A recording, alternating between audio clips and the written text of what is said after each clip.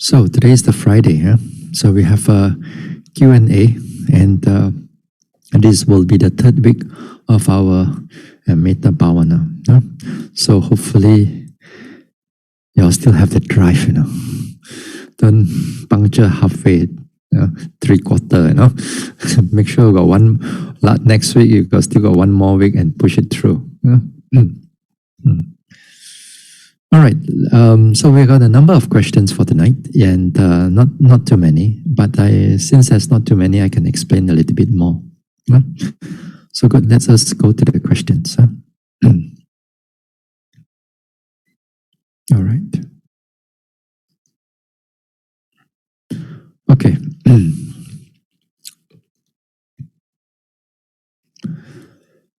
I get very agitated when a close relative breaks precept, especially the fifth precept. This feeling of aversion becomes hindrance during meditation. May I get Bhante's advice how to overcome this hindrance? Thank you, Bhante. Okay.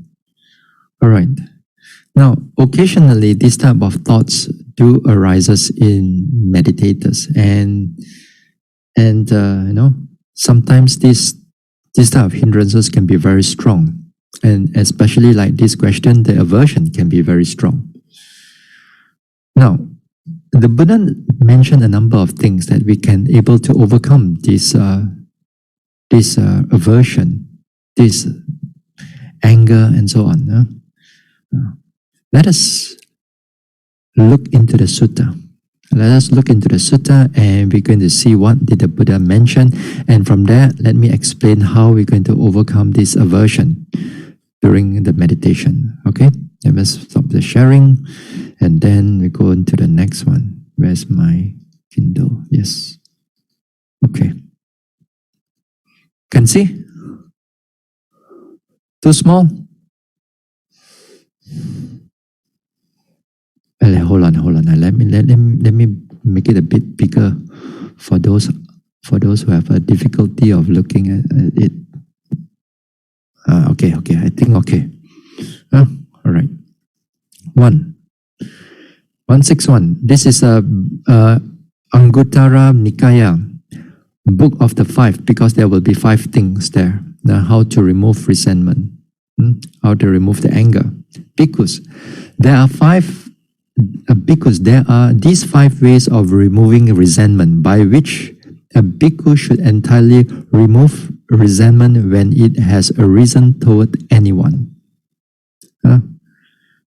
What 5? One should develop loving kindness for the person one resents. In this way, one should remove the resentment towards that person. 2. One should develop compassion, here's karuna, for the person one who resents. In this way, one should remove the resentment toward that person. 3. One should remove equanimity. One should develop equanimity toward the person one resents. In this way, one should remove the resentment towards that person. One should disregard the person one resents and pay no attention to him. In this way, one should remove the resentment toward that person. Number 5. One should apply the idea of ownership of karma to the person one resents. Thus, this venerable one is the owner of his karma, the heir of his karma. He has karma as his origin, karma as his relative, karma as his result.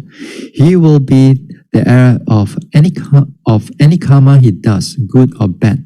In this way, one should remove the resentment toward that person. These are the 5 ways removing resentment by which a bhikkhu should entirely remove resentment when it had arisen towards anyone. Okay.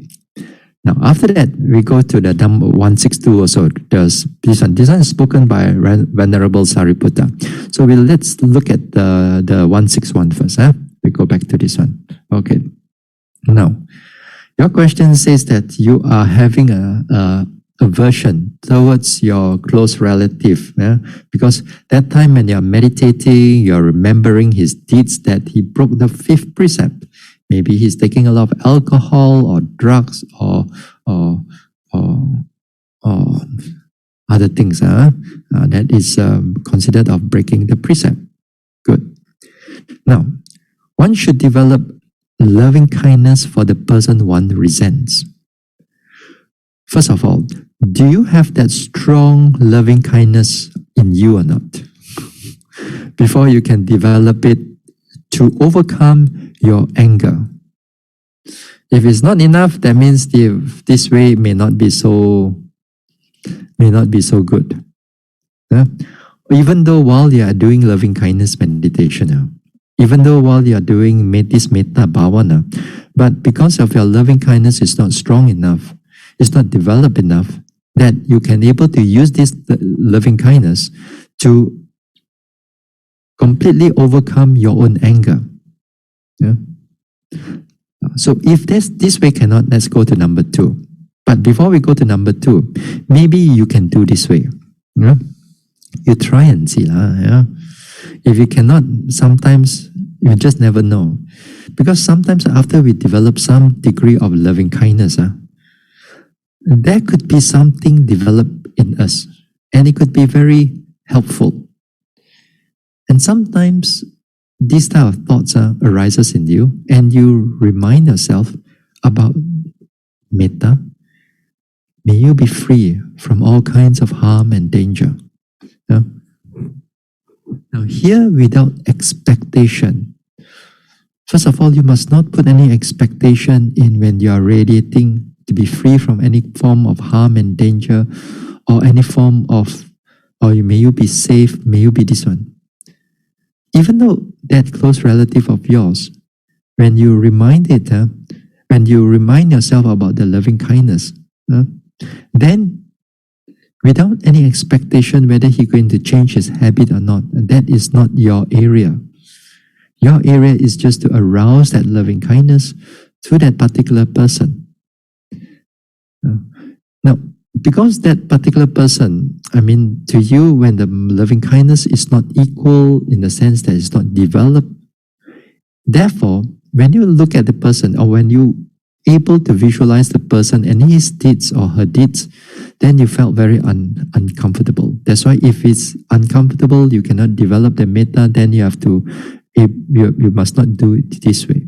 But if you can able to overcome your anger, if your loving kindness has developed well enough, then when you can able to overcome that anger, then that will be excellent. That will be great, because you have another tool in your arsenal. Not just only some of these things here, but now you have another tool in your arsenal to overcome this anger whenever it arisen. So therefore, the what we do right now, the Mettā Bhāvanā right now, that when we keep on reciting again and again, and every now and then in the daily activities, we are encouraged to keep doing. You forget, we understand, come back and do again, come back and do again, come back and again, and we do. To develop that habit that's lacking in us. And then over time, over some time, over months, over years, when we develop that loving kindness, then you can see that power of that loving kindness, whenever you have anger towards that person, automatically that loving kindness takes over the mind. And the anger you just can able to quell the anger, to subside that anger very fast. So that one takes training, takes energy, takes consistency again and again, that we have to develop those things. Okay? All right. Number 2. One should develop compassion for the person one resents. Now, when you want to develop compassion in that state of mind, again, you must see that relative as he is going or she is going to undergo suffering. She is undergoing suffering, or whether mental suffering or physical suffering.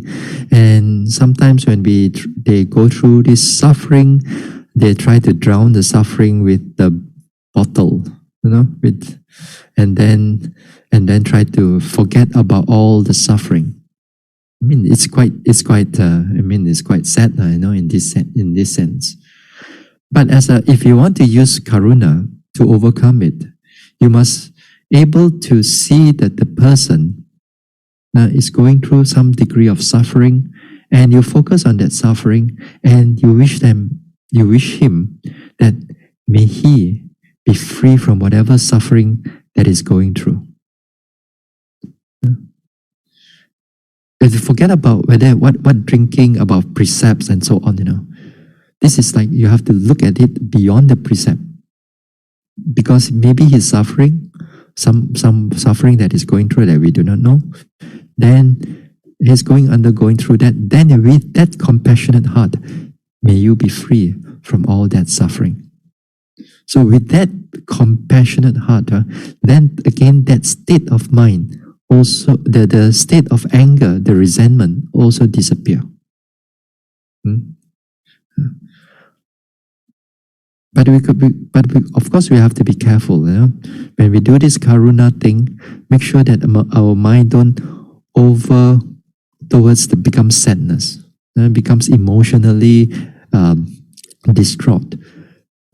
Compassion is all about looking at the person, and you focus on their suffering, and then you wish them to be free from those suffering.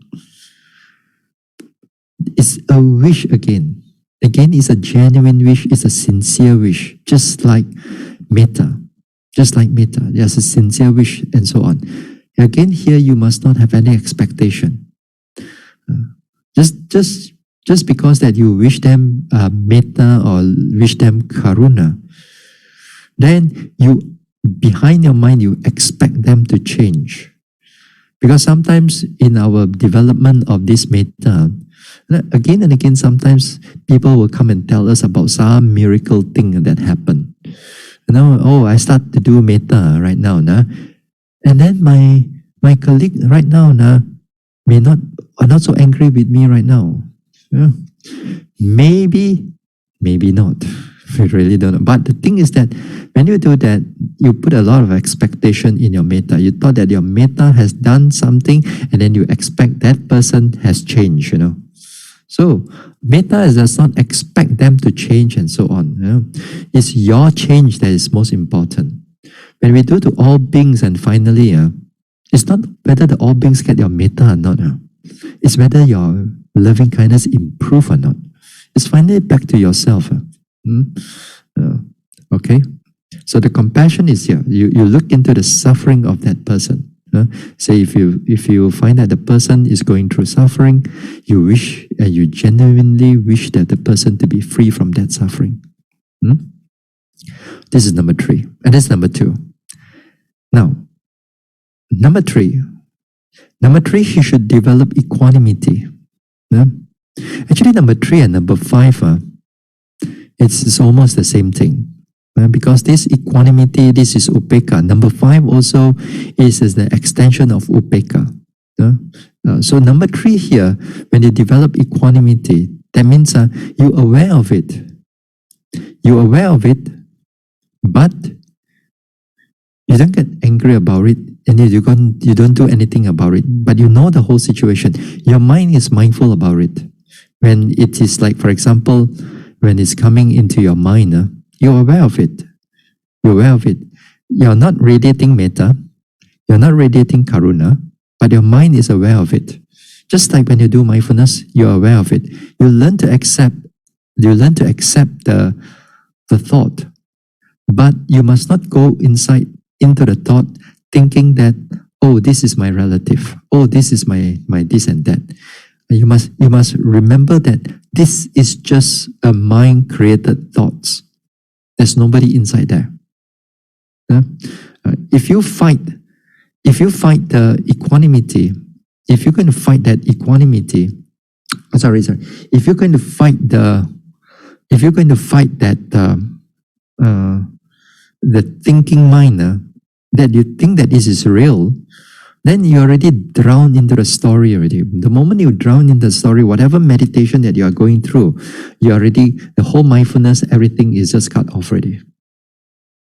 So even that when you do samatha and so on, this type of thoughts about, other than your meditation object, So if you go into their story and continue the whole story and getting more and more anger, then you are not able to go and do anything. You are not able to go and quell that anger.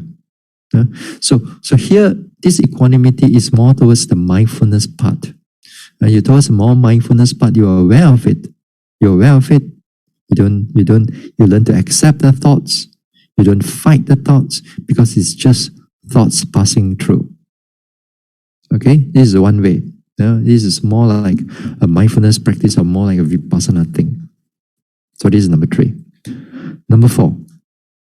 One should disregard the person one resents and pay no attention to him. That means when that thoughts arises in you, that image arises in you, back to your Mettā again. Forget about the thoughts. Tell yourself, forget about the thoughts. It's just thoughts only. Forget about it. Go back to the Mettā. Go back to your main meditation object. You go back to your main meditation object. Then forget about it. This is what it means.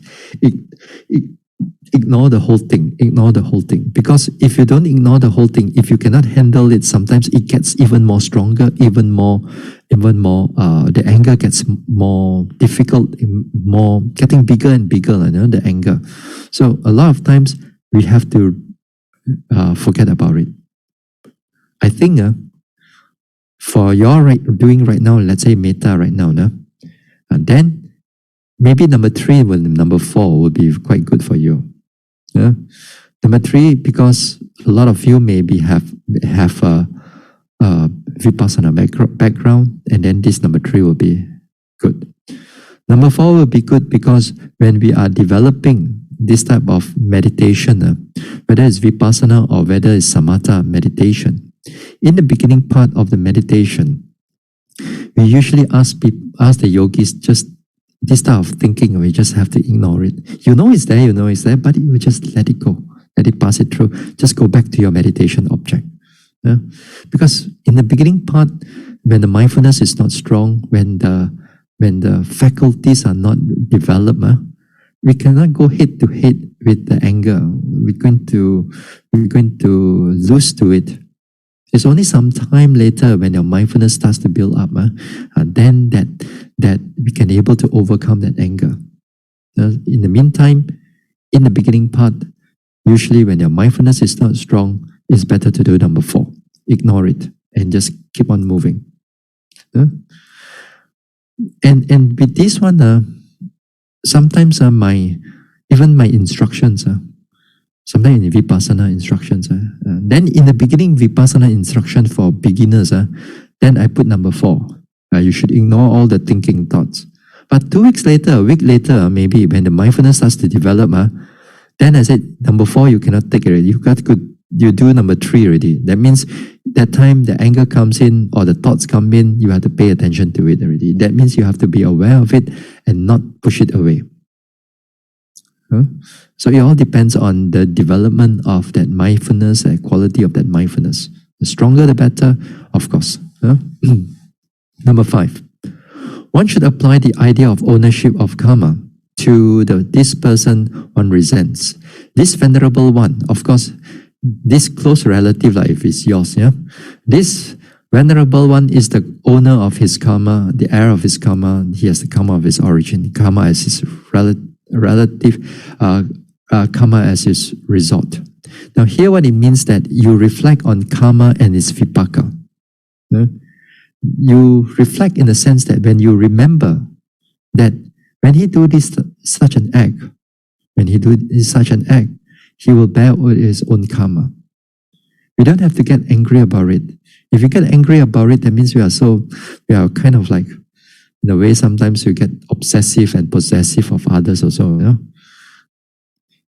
But on other occasion, we can speak to him or speak to her, that would be good. But this one, you say that in the meditation. So in the meditation, then sometimes you reflect.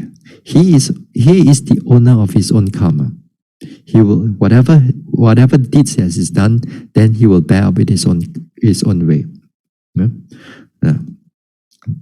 Then you have to reflect on your own also, not only the person, Now you reflect on, if I get angry, I will be the owner of my own karma.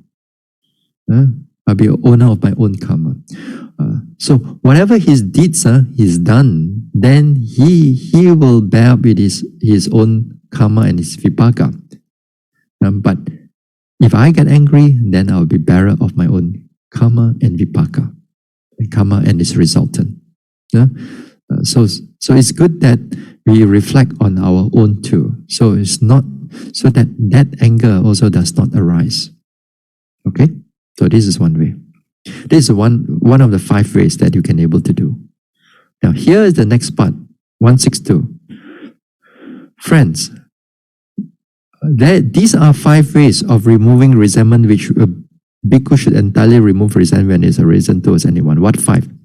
Now, here a person's bodily behavior is impure, but verbal behavior is pure. One should remove resentment towards such a person. Okay. Number 2, one's person's behavior verbal behavior is impure, but his bodily behavior is pure. One should remove resentment towards such person. 3, a person's bodily behavior and verbal behavior are impure, but from time to time he gains an opening of the mind, placidity of the mind. That means he can able to go into samatha or vipassana, concentration, a deeper concentration. Then one should remove resentment towards such person. 4, a person's bodily behavior and verbal behavior are impure. He does not gain an opening and placidity of the mind from time to time. One should also remove resentment towards such person. 5, a person's bodily behavior and verbal behavior are pure, and from time to time he gains an opening of the mind, placidity of mind. One should remove the resentment towards such person. And how does it then? Of course, I'm not going to go to the number 1, number 2. Now, let me give you this one. Now, for example, now you remember your close relative. His bodily action is not pure, right? His bodily action is not pure. But in other times, his verbal actions may be wholesome, may be good, because he could be quite truthful to a lot of things, and he's quite straight, but he has this bad habit of this one. So what you should do is that you should focus on his action. Focus on his verbals, on his speech of the past, that he can able to talk. He can be very straight, he can be upright in a certain sense, but he got these bad deeds, bad actions. Or his verbal behavior is impure, but his bodily behavior is pure. Sometimes when this type of person, they can be like, for example, he speaks terribly, he speaks terribly, but he's very generous. He's generous, he can able to offer something, offer a lot of things, and his generosity, his kindness is there, but his speech is terrible. Sometimes we meet with this type of person. So when we deal with this type of person, then we reflect on the good part of the person. We focus on the good part of the person. We kind of like bring our attention to the good part of person, and although we know the bad part of person, for now we put it aside, we focus on it, then it will become better. Usually we don't do like that. In our world, we don't do like this. Most of the time we group the whole person together. When we do the one thing is there, everything is bad about the person already. Sometimes also I've seen devotees and so on, even other monks also. When I've seen, like, for example, like certain monks get disrobed and so on. Then you can see some of the devotees and some of other monks, their words are so terrible. And they forget that what the other monk, the disrobed monk has done in the past and so on. They forget about it. They only focus on that tiny little area that is disrobed. Okay, everything is bad about him or bad about her. If you want to know what is disrobing and so on, you should go into the Burma. They have like mass ordination. And within 1 week or 10 days or 2 weeks, all this mass ordination, everybody disrobe already.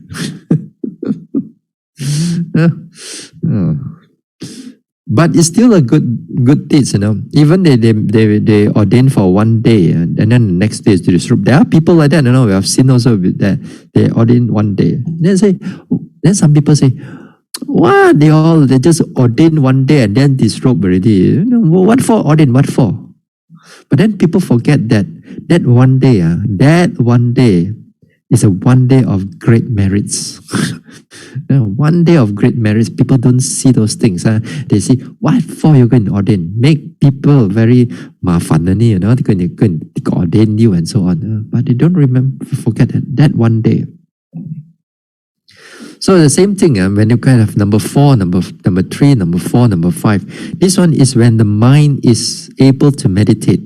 When I'm able to meditate, although his action and his speech is quite rough, but his meditation can go very deep. Then again, we look into that area of his state of mind that he can able to attain such a deep insights and so on. So sometimes some monks or some people, his actions and his verbal behavior can be quite rough, and when you talk to him and you go near to him, he can kind of brush onto you, and then you get you're very irritated when you go near the person. But he can able to meditate.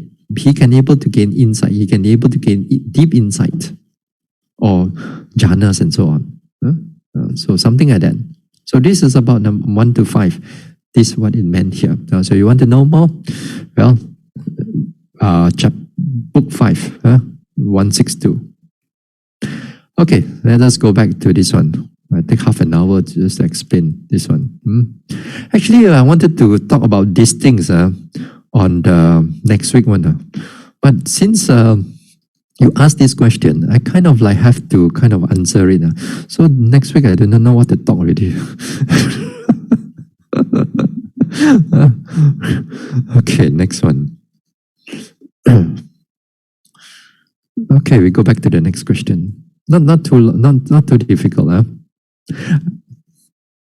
Okay. Bhante, I carried the Mettā from walking to sitting. May all beings become peaceful and happy in Mandarin. After a few minutes, some of the words disappeared from the mind. I couldn't remember it. Only calm, peaceful, happy left. I repeat these 3 words again and again. After that, calm and peaceful also disappeared. Only happy left. I repeated happy, happy, happy. But after a few minutes, these words also disappeared. I couldn't remember what I spoke before, although only 1 word. But I could felt my breath clearly. Sound from the surrounding also clear. Actually, I do not know what should I do after all these words disappeared. Please advise. Okay. Now here, this is good. I mean, this is you can be able to bring the mind towards more peaceful, more calm, and then the words itself, as getting less and less. Make sure that when the words get less and less, then that mettā is still able to be continuous. That mettā is still as powerful or even more powerful than before when you start that sitting. Maybe in the beginning of that sitting, you use quite a longer words. Then that longer words also already starts to produce that mettā, that loving kindness, that genuine wish, that continuous, feeling of yourself, of the world. Then those things keep on coming when the words are there. So when those words become less, like it turns into like calm, peaceful and happy, then this time again here you must make sure that your mettā is still going on here. It's still going on. That sense of spreading, that sense of radiating of mettā, touching the animals or touching the world is still there. Then when it gets less and less into 1 word, make sure that it is still must be there. Now, here when the words disappeared, it also as as when we are practicing Mettā, the proper way is that make sure that Mettā is still able to radiate, still able to spread, still able to suffuse all beings. That means even your word, you have no words for it. Let's say at that time, all beings, the image of like all beings are still around you. We're kind of like they're kind of around you. Then that Mettā is still able to keep on arising and arising and arising. So if that happened, then it's good. That is supposed to be able to bring you into a deeper and deeper aspect of the Mettā, more and more developed part of the Mettā. But then if you're saying that you can able to feel your breath clearly, you feel the sound surrounding clearly, that means the mindfulness is still there. There's not over concentration yet. But the thing is that make sure that this time you must make sure that your Mettā must still be there. That means it is still like the heart is still like spreading outwards, or if the earlier part when you do for eye, and then the words in your eye, and then it keep on getting less and less, and then even without the words, but the Mettā can still able to spread it to yourself. Kind of like you can some people able to sort of little imagination is there, and then the Mettā is still flowing towards it. The heart is still flowing to the person. If let's say if those all beings then even without your words, the mind can still able to reach out to all beings, even without the words, because the mind getting better and better. So if let's say right now, if your Mettā is not flowing anymore, Mettā is not continuous, it kind of like quiet. You're mindful, but the mind is just quiet. So this time it is not so good because we are doing Mettā. So what you should do is that you should go back again. Go back to like one or two words or one or two lines, just to re-establish that Mettā again. You may not remember what the words is, because again here sometimes we forget about the words also for a short while. It doesn't matter, but afterwards, after later, you can able to remember again. So not to be too cautious about when you forget about the words. Make sure that the Mettā, which is the most important thing, and then it can still able to reach out to all beings, spread out to all beings in that sense. So make sure that when all the words disappeared, Mettā must be there. If the Mettā is not there, then go back to a few words just to arouse it, and then make sure that the Mettā comes back. This time is where the mind starts to change. It starts to change towards more deeper aspect of Mettā, but sometimes cannot sustain. Then it goes back again to words, and then sometimes you have to push it again. You got to to and fro until you become very established in the Mettā. You become very continuous in the Mettā. Then that time you are much more confident. If with words or without words, the Mettā is still able to spread to all beings.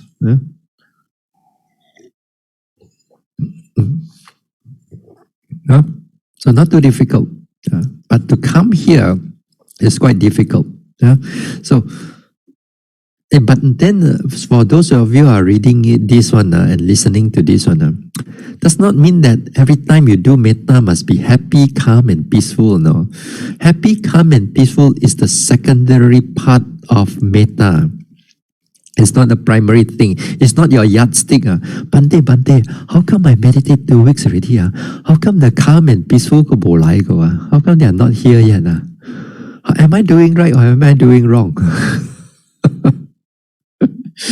Whereas I said, calm, happy, peaceful, this type of state of mind, they are secondary in nature. But the Mettā is the primary thing. But the Mettā, when it arises, then it tries to pull this state of calm, peaceful together with it. But doesn't mean that But doesn't mean that sometimes you do this metta, you don't feel any much of calm, peaceful, that state of mind. Then you think that you are doing wrong metta. No, not necessary yet. It's just that it is not strong enough to pull this thing up yet. All right? Okay. Next one. Monday, during this morning sitting, when I started from myself, then to the respected teacher, the thought of my teacher also being the same as me, he have the body and mind, so surely he has the 5 aggregates, same as I have. And I see the conceit of mind, and the mind automatically move to all beings. And they also have their own world as me too. The sentence of the metta automatically dropped by I felt peace and tranquil. Is there something wrong with me? Or am I thinking too much? This one, sometimes you've got to be careful of as I said, you don't bring the vipassana and also all this insight and all this reflection come into the metta. If you're going to bring all these things in, it's going to affect your metta. And in other words, you are overthinking on the Dhamma. I mean, it's still wholesome, better than you're thinking of all kinds of other nonsense, It's still wholesome, not to say it's unwholesome, but it is a hindrance. It is a hindrance to your metta.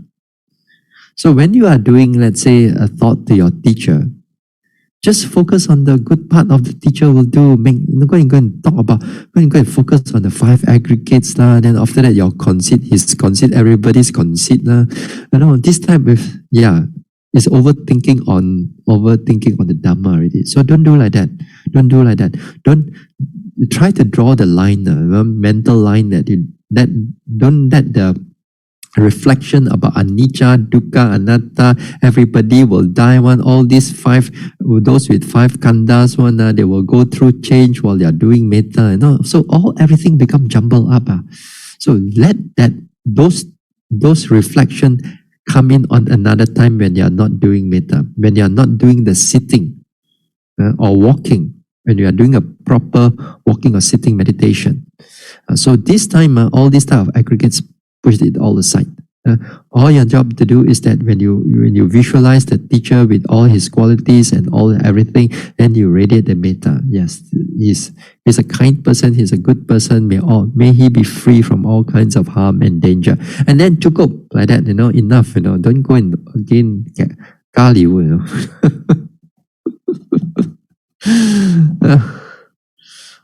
So you got to be careful. You got to be careful. Yes, you got to be careful. This is not difficult. All these things is not difficult.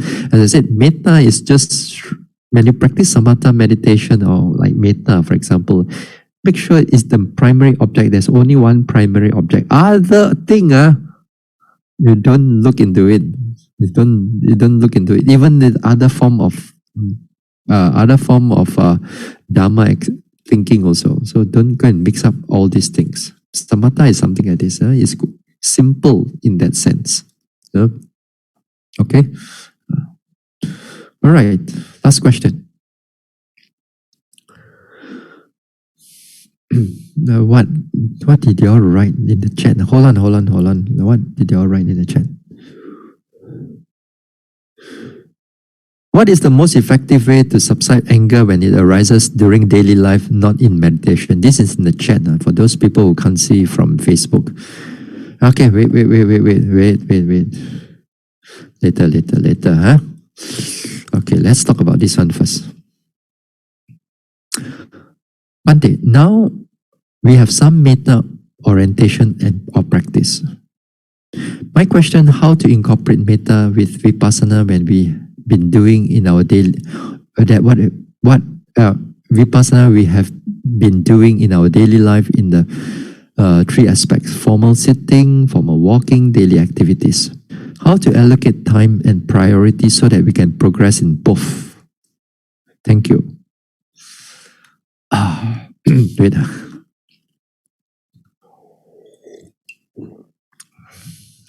Honestly speaking, for your lay people, one meditation you already. Now you want to have 2 meditation, and and you want to progress in both. Sometimes I wonder whether you're asking too much or not. Now, some of you also, one also cannot neither here nor there. Yeah? Anyway, since you're still alive, why not, Still you're still alive. But imagine when you look at your life, let's say for example like Group B, Group B. The Group B one, even though you are retired, you still also come to Group B. Why? Why don't you, next time you're a retiree, go to Group A, You got more time, but you're supposed to have. But no, you don't have so much time too. You have to jaga your chuchu, You have to cook something. You have to take care of the house. You have to take care of this and that. You don't have much time. Even though you are supposed to have time after all your, after you have earned your livelihood, you have your pension, you have your savings and EPF and so on. So you still don't have time. So when you don't have time, although you have the dedication and you wish to develop, when you don't have time, that's why it's going to be difficult for you to go and progress. Even one also. So you got to be realistic. If you want to find time, if you really want to find time, then become a monk or become a nun. Then you got all the time you have. You don't have to worry, you don't have to cook, you don't have to find a shelter, you don't have to find dress, or you don't have to find your clothing. Everything is provided to you. Simple life. But you don't want. You don't want, and yet you want to progress. You want to put in there little time, but you want a big thing. So wait. But nevertheless, since we develop some Mettā meditation and Vipassana meditation, so let us look into what we can do. Again, this question, I want to save this thing in the like next week or even like coming Monday, the following Monday, So I got something to add on so that you all can finish and go this one. But you're behu, very kanchong. We want to let know already. Because some of you already just finished your Mettā. Maybe you have done 2 weeks, 10 days, 2 weeks. So 10 days, 2 weeks, nothing much yet. Yeah, you got some Mettā, but it's not deep enough yet. It's not deep. Has that Mettā starts to impact you, that you begin to change your behavior, your speech, and your thought?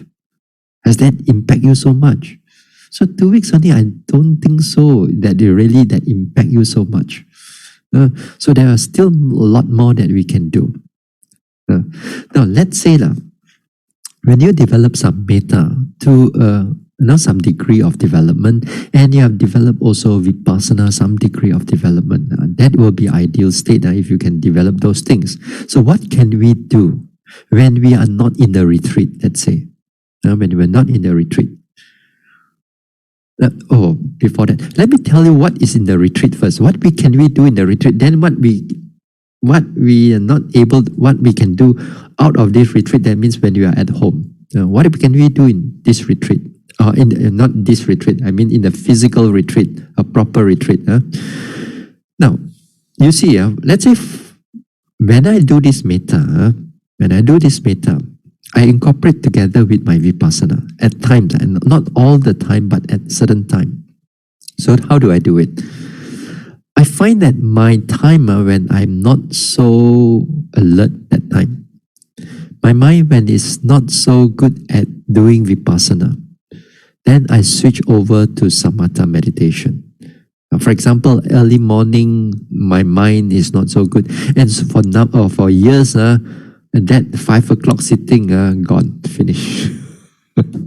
so long I've for all this problem. But then once I develop Mettā meditation, then it begin to I fill it up with Mettā rather than just Vipassana. So when I did Mettā, then the Mettā, it keeps all the sleepiness away.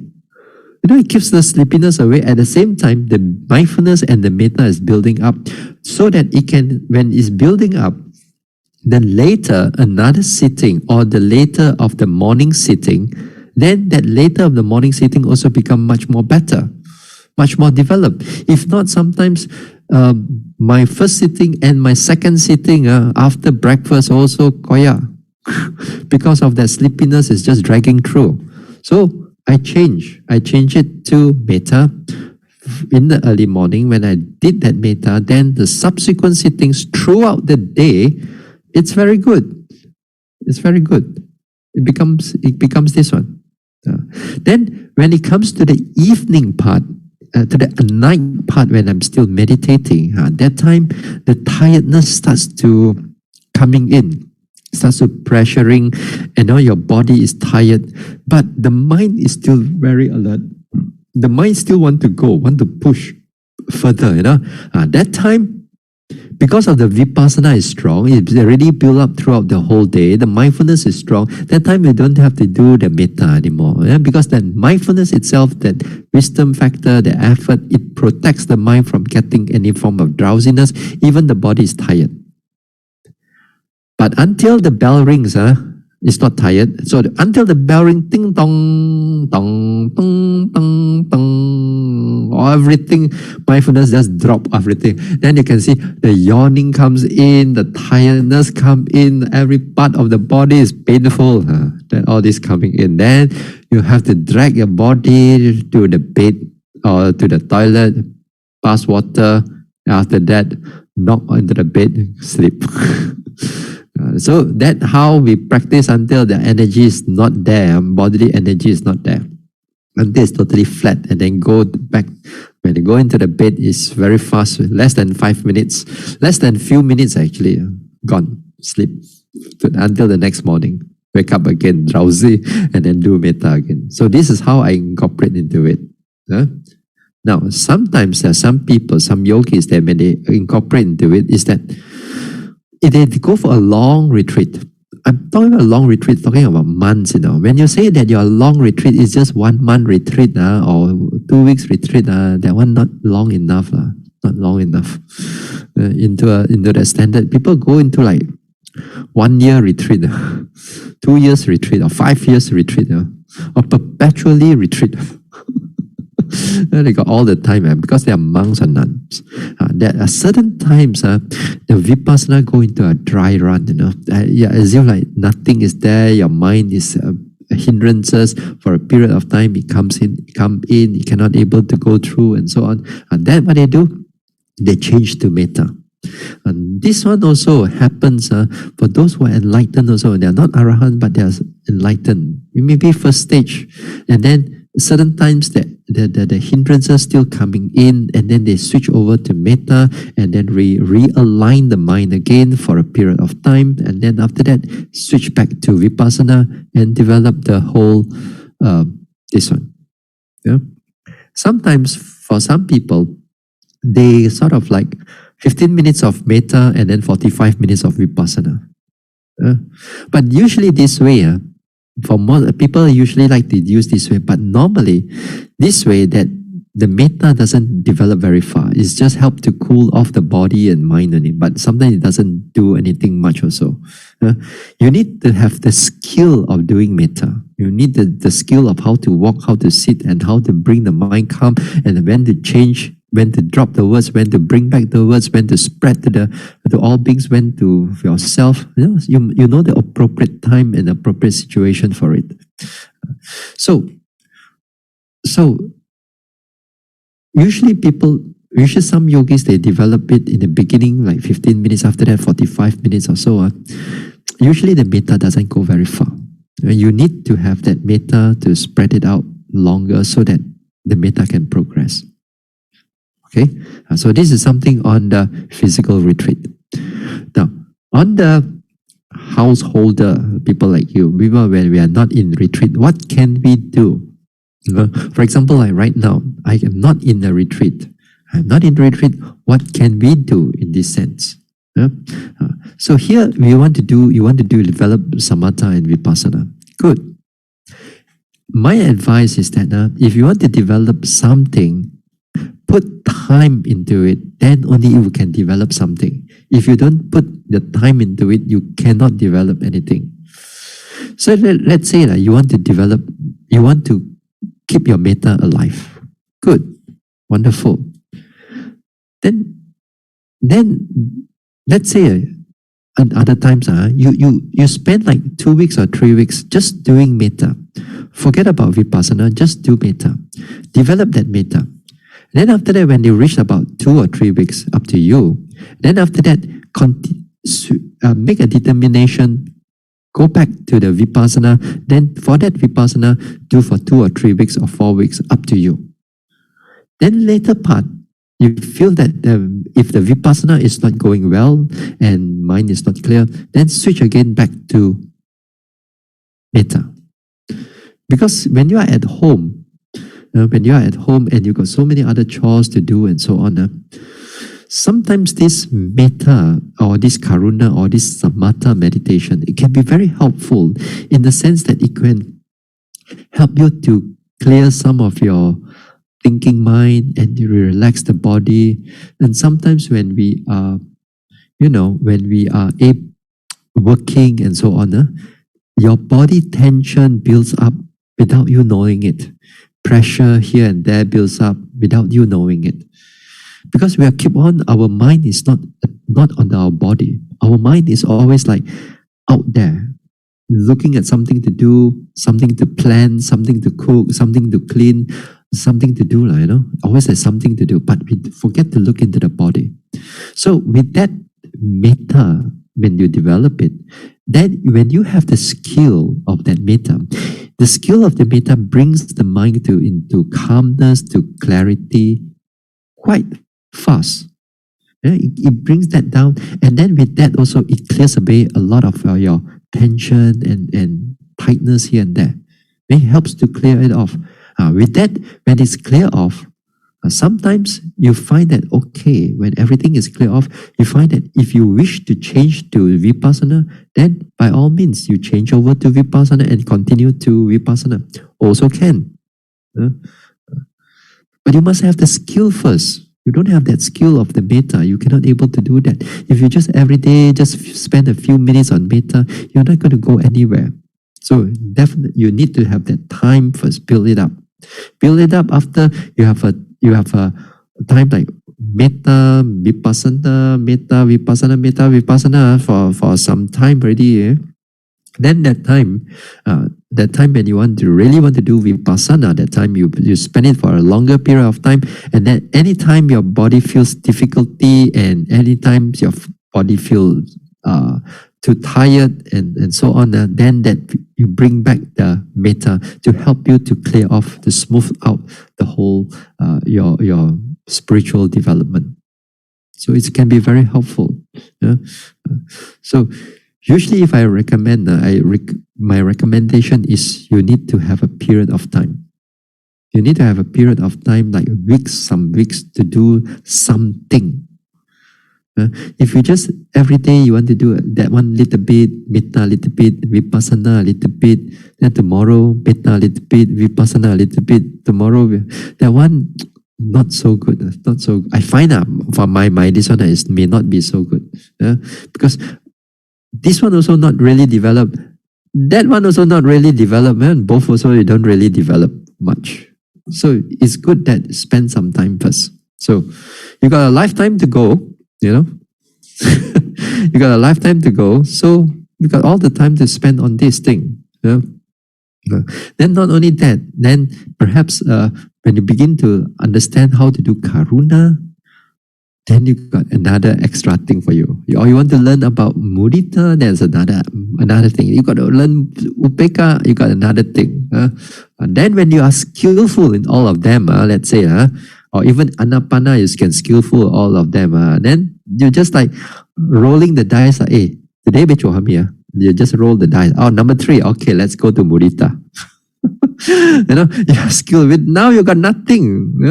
So it takes time to develop all these type of things. It takes It takes time. It's not that you can able to. So make sure that some of you do it a little bit more, because your age is catching up. If you're in the 70s, 70, 75, time is not going to be there for you, honestly. Of course, also we do not know when we're going to die, The thing is that not all of us, we don't have much time. So make sure we do something about it. Okay? Now, there's a question here in this one. In the chat, I think this one, we talk about it next week. The about anger thing. We look about it into next week already. I have enough of this anger thing already. So we save it for next week. All right. Okay, enough. There are no more questions already. Okay. Okay, let's share merits.